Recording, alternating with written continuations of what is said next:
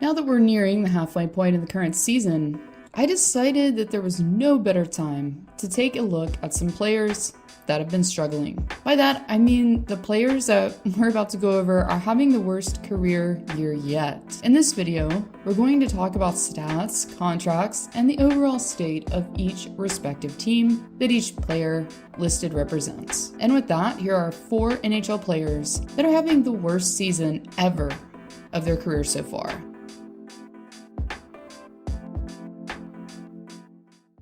It's kind of crazy looking back today and realizing that Kirby Doc was selected 3rd overall by Chicago in 2019. Reason being, like so many disappointing picks before him, Doc appeared to be ahead of his peers while playing junior hockey, as Doc, while playing for the Saskatoon Blades during his draft year, notched 73 points in only 62 games played. Standing at 6'4" and weighing in at over 200 pounds, Doc brought with him a pass-first mentality and the ability to find open ice in order to make plays happen. After watching Jack Hughes and Capo Caco get selected 1st and 2nd respectively, Doc had his moment as former GM Stan Bowman elected to take the lanky Alberta native. Unfortunately though, after being plagued by injuries, Doc was never able to play a full season for Chicago. Not only that, but when the forward was healthy, he was never able to meet expectations. After suiting up for 152 games for the Hawks,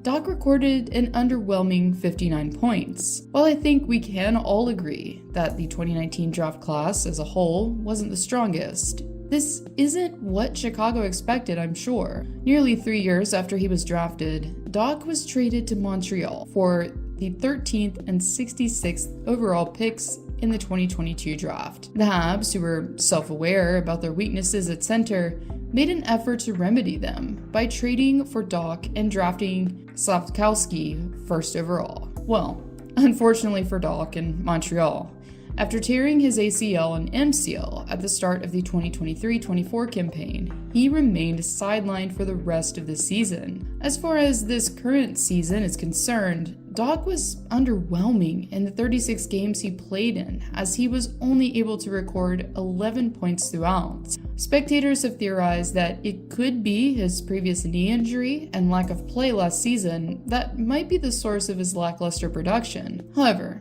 Doc is on track to finish out this season with 25 points, following a hypothetical 82 games assuming he's not injured. It will be interesting to see what becomes of the Doc and Montreal marriage, considering his long-term struggles.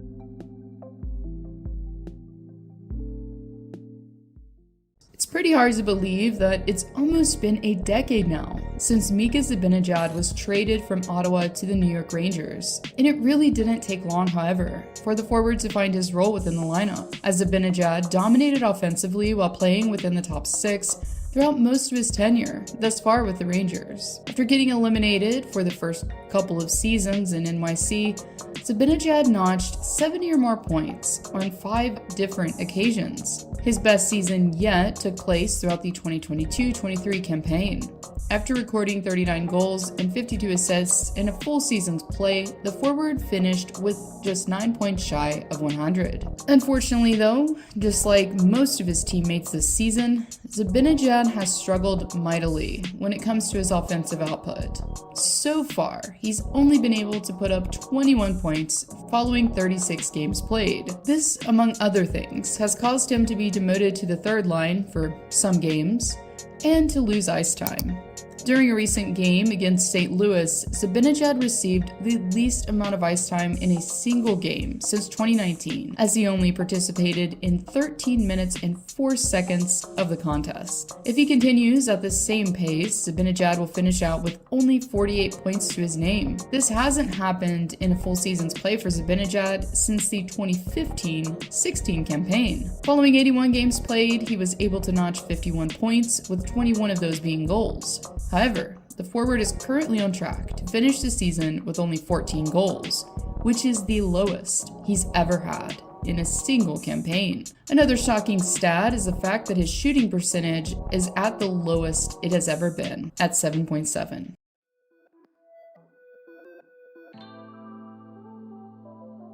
Last offseason, the Edmonton Oilers snagged free agent Jeff Skinner. Skinner, who was bought out by the Buffalo Sabres, was signed to a modest try-and-see deal at $3 million. Despite having an off-season last campaign, one in which he fell shy of the 50-point mark after 74 games played, Skinner was able to appeal to GM Stan Bowman. Knowing that Skinner had recorded 35 goals throughout the 2022-23 season in a full season's play, Bowman probably saw the forward as a cheap option that would be able to gel on a line with Leon Draisaitl or Connor McDavid. And at the start of the season, by the looks of it, Skinner was adjusting well to his new team. For example, Skinner kicked off the first 5 games of this current season with 4 points. However, beginning in mid-October, Skinner's production went completely downhill. For example, beginning on October 19th, Skinner was only able to notch 2 points throughout a 16-game span. His offensive woes are still plaguing him, as he's been pointless throughout his last handful of contests. Shortly before Christmas, Edmonton's head coach let his player know through the media that he hasn't been pleased with his performance. When asked about how Skinner could remedy his diminished amount of ice time that he received against San Jose, Knoblauch replied with, "Play good hockey." And it wasn't long after Knoblauch's words that the news broke that Skinner had been made a healthy scratch. Currently, the forward has only been able to record 12 points following 35 games played. Even more shockingly, Skinner's projected point total is only supposed to be 27 points after a hypothetical 80 games played.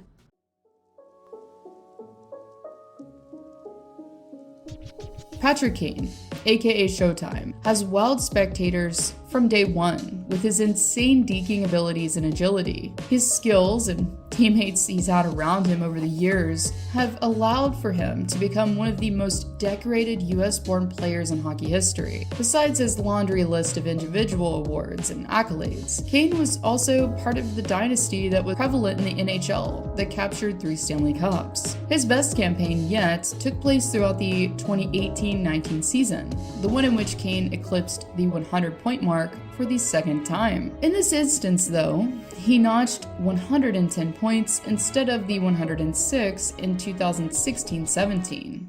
This also allowed for him to reach the 40-goal threshold on 2 occasions.